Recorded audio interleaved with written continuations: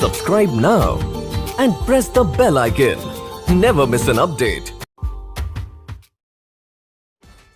समझिएगा शब्दों के लिंग। लिंग का मतलब क्या हो गया? लिंग का मतलब हो गया कि संज्ञा, सर्वनाम या क्रिया के उस रूप से शब्दों के लिंग। जाति का मतलब क्या हो गया?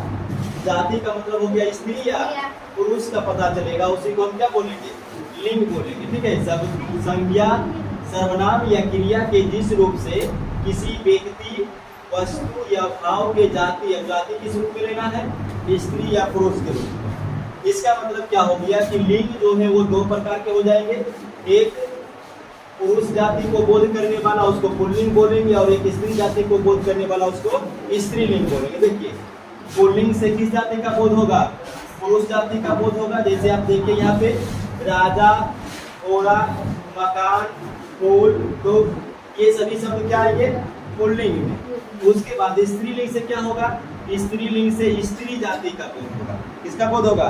स्त्री जाति का। जैसे राजा से रानी, घोड़ा से घोड़ी, फिर सुई, लज्जा, ये सभी शब्द किसमें आएंगे?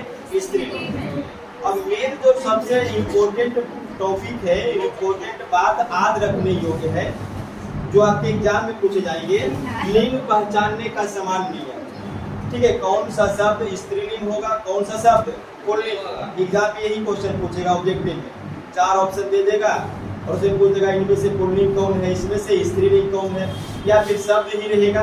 जैसे मान लो कि दे देगा जंगल, जंगल इनमें से कौन सा शब्द है? स्त्रीलिंग, पुल्लिंग, इनमें से कोई नहीं, दोनों कुछ भी दे देगा। तो इस प्रकार से लिंग पहचानने के लिए सबसे पहले हम लोग देखेंगे पुल्लिंग पहचानने का नियम क्या है, उसके बाद स्त्रीलिंग में पढ़ेंगे। तो पुल्लिंग पहचानने में देखिए, याद रखिएगा, जितने भी देश, जितने भी पर्वत, पेड़, अनाज, धातु, ग्रह, मास यानी महीना, वार यानी कि दिन, बोधक शब्द होंगे, वो सब क्या होंगे? पुल्लिंग। तो इतना आपको याद रखना पड़ेगा कि अगर कोई देश का नाम आ जाए, जैसे भारत, जर्मनी, रूस, इंग्लैंड, वो सब क्या है? देश का नाम, तो क्या हो जाएंगे? पुल्लिंग शब्द हो जाएंगे। उसके बाद जितने भी पर्वत पहाड़ के नाम होंगे, जैसे हिमालय, इंडी, ये सब क्या है? पर्वत का नाम है, तो ये भी क्या रहेगा? पुल्लिंग शब्द रहेगा। उसके बाद जितने भी पेड़ के नाम होंगे, पीपल, बरगद, नीम, ये सब क्या हो जाएंगे? पेड़ के नाम, तो पेड़ के नाम भी पुल्लिंग हो जाएंगे। अनाज का नाम, गेहूं, धान, मक्का, ये सभी क्या है? अनाज के नाम है, इसलिए अनाज के नाम भी किसमें आएंगे? पुल्लिंग में।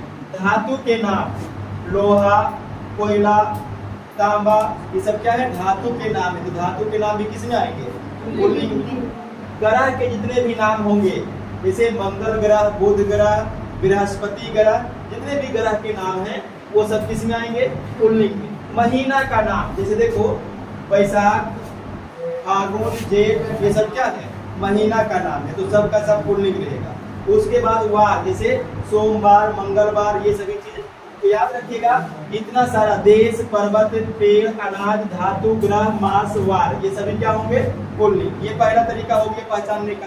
दूसरा तरीका देखिए, जिन संज्ञा शब्द के अंत में आ लगा हुआ रहेगा, क्या रहेगा? आ लगा हुआ रहेगा, उसको हम बोलेंगे पुल्लिंग। ठीक है। जैसे घर, तो घर के अंत में क्या है? आ। तन, तो तन में भी क्या है? देखो, इधर इसको आप तोड़िएगा तो त, न और या, तो क्या बनेगा? तन बनेगा, तो अंत में या आ गया। तो जितने भी आकारांत शब्द होंगे, आकारांत शब्द मतलब जिन संज्ञा के अंत में आ जाएंगे, वो सभी क्या कहलाएंगे? पुल्लिंग। घर, तन, मन, धन, वन, जंगल, सागर, जल, पत्र, फल, परिवार, भजन, ये सब के अंत में क्या है? देखिए, सब के अंत में आ है। क्या है? आ है, इसीलिए ये सभी शब्द पुल्लिंग में आ जाएंगे। उसके बाद आकर आ वाला भी वैसा शब्द जिसके अंत में आकर आ भी रहेगा। ये देखिए मात्रा है, आकर, आकर, देखो जैसे ये आकर आ है, ये आकर आ है, तो अगर आकर आ वाला लगा हुआ रहेगा तो वो भी क्या होगा? पुल्लिंग। से कपड़ा, हथौड़ा, घोड़ा, राजा, पहिया, लड़का, माला, नाला, पराठा, पहनावा, तो सब के अंत में क्या रहा? देखो आकर आ, तो आकर आ जिस शब्द के अंत में आएगा वो शब्द क्या होंगे? पुल्लिंग। लेकिन इसमें कुछ चीज आपको रखना पड़ेगा, कुछ चीज अपवाद है। इसे यहाँ देखिए, लज्जा में भी तो आकर आ रहा है, तो स्त्रीलिंग है कि पुल्लिंग?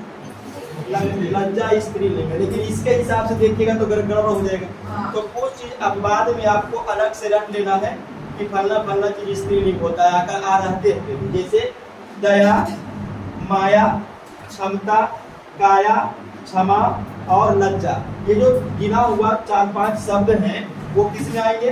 स्त्रीलिंग। और लेकिन अंत में आकर आ ही है, देखिए लज्जा में, क्षमा में, काया में, क्षमता में, माया में, दया में, सब में क्या है? आकर आ। तो आपको याद रखना है कि आकर आ वाला इतना शब्द जो है वो सब क्या आएगा? स्त्रीलिंग। उसके बाद पुल्लिंग पहचानने का लास्ट नियम देखिए, अगर किसी शब्द के अंत में नाकर ना दिखाई पड़े, जैसे हंसना, पढ़ना, बोलना, तो नाकर ना है ना, तो इसको हम बोलेंगे पुल्लिंग। किसी शब्द के अंत में आव दिखाई पड़े, जैसे बचाव, क्या लिखा हुआ देखिए बचाव, तो इसके अंत में क्या देखिए आकर आ और वाह, आव है लगा हुआ। पन दिखाई पड़े, जैसे बचपन, तो पन लगा हुआ है। आपा दिखाई पड़ेगा, देखो बुढ़ापा, मोटापा, तो इसमें क्या लगा हुआ है? आपा लगा हुआ है। या फिर त्वा लगा हुआ है। देखो प्रत्यय का मतलब हो गया कि शब्द के अंत में रहेगा। प्रत्यय का मतलब क्या हुआ? शब्द के अंत में त्वा लगा हुआ, जैसे महत्व, देवत्व, पुरुषत्व, ठीक है। तो ये सब चीज क्या कराएंगे? पुल्लिंग। एक और नियम पुल्लिंग के लिए याद कर लीजिएगा, द्रव्यवाचक संज्ञाएं जो होगा वो प्रायः पुल्लिंग होगा। जितने भी द्रव्यवाचक संज्ञाएं हैं, जैसे मोती, घी, तेल, सोना, चूना, ये सभी क्या है? द्रव्यवाचक संज्ञाएं। द्रव्यवाचक संज्ञाएं मतलब वो ऐसा संज्ञा जिसको नाप लिया तौल सकते, गिन नहीं सकते, उसी को द्रव्यवाचक संज्ञा कहते हैं। और द्रव्यवाचक संज्ञाएं जितने भी आएंगे, एक चांदी केवल छोड़ करके, चांदी किसमें आएगा? स्त्रीलिंग। और बाकी जितना का जितना द्रव्यवाचक संज्ञा रहेगा वो सब का सब किसमें आएगा? पुल्लिंग। ठीक है। स्त्रीलिंग के पहचानने का नियम याद रखिएगा, जितने भी नदियों के नाम आएंगे, कुछ कुछ अब बाद उसमें आएगा, प्रायः नदियों के नाम जो है वो स्त्रीलिंग होंगे। जैसे गंगा नदी देखिए है, कावेरी नदी, कोसी नदी, कृष्णा नदी, बागमती नदी, ये सब क्या है? स्त्रीलिंग। इसके अलावा कुछ कुछ नदी, ब्रह्मपुत्र, सोन और सिंधु, ये 3 नदी जो है वो क्या है? पुल्लिंग में। तो प्रायः याद रखिएगा कि ये 3 को छोड़ दीजिएगा, बाकी जितने भी नदियों के नाम आएंगे वो किसमें आएंगे? स्त्रीलिंग। उसके अलावा देखिए भाषा, बोली और लिपियों के नाम भी आपके स्त्रीलिंग में आएंगे। जैसे हिंदी है, संस्कृत है, पाली है, तेलुगु है, देवनागरी है, पहाड़ी है, संथाली, ये सब क्या है? बोली, देवनागरी या भाषा है। तो ये सभी शब्द स्त्रीलिंग में आएंगे। उसके बाद तिथियों के नाम, जैसे द्वितीया, तृतीया, ये क्या है? हिंदी में तिथि का नाम है। हिंदी में तिथि, द्वितीया, तृतीया, चतुर्थी से चलता है ना, और ऐसे करते करते अमावस्या पूर्णिमा तक पहुंच जाता है। उसके बाद झीलों के नाम, तिथियों के नाम और झीलों के नाम क्या होंगे? स्त्रीलिंग। जैसे डल झील, विक्टोरिया झील, ये क्या है? झील के नाम, तो स्त्रीलिंग हो जाएंगे। उसके बाद चौथा में समझिएगा, आकर आ, कारांत, मतलब आकार वाला अंत में लगा हुआ रहना। जैसे देखिए शोभा, तो अंत में क्या है? आकर आ, तो आकारांत शब्द बोलेंगे। अंत में आकर आ, आकारांत शब्द बोलेंगे। अंत में आकर आसन में लगा हुआ है ना, तो ये जितने भी आकर आ लगा हुए हैं तो इसको बोलेंगे आकारांत शब्द। और आकारांत शब्द में भी तत्सम वाला रहेगा तब होगा स्त्रीलिंग, और अगर तद्भव वाला रहेगा तो होगा पुल्लिंग। पुल्लिंग में भी आप देखे थे आकर आ वाला, तो आकर आ वाला पुल्लिंग कब होगा? जब तद्भव रहेगा। और तत्सम मतलब क्या हुआ? जो शब्द संस्कृत से उठ करके सीधा सीधा हिंदी में यूज किया जाएगा उसी को हम क्या बोलेंगे? तत्सम। यानी संस्कृत का ही शब्द है वो हिंदी में भी प्रयुक्त हो रहा है, उसी को हम क्या बोलेंगे? और उसमें अगर आकर आ लगा हुआ है अंत में, तब वो क्या होगा? स्त्रीलिंग। जैसे संध्या, तो संध्या क्या है? तत्सम शब्द है, और इसका बिगड़ा हुआ रूप क्या है? शाम हम लोग बोलते हैं, सांझ बोल देते हैं, तो वो आपका बिगड़ा हुआ रूप है। लेकिन अगर संध्या बोलेंगे तो संध्या क्या होगा? तत्सम। और उस तत्सम क्या अंत में क्या आ रहा है? आकर आ, तो संध्या को हम क्या बोलेंगे? स्त्रीलिंग। उसके अलावा आप यहाँ देखिएगा, शोभा, सभा, प्रार्थना, रचना, घटना, अवस्था, इच्छा, आशा, परीक्षा, योग्यता और आस्था, ये सब क्या है?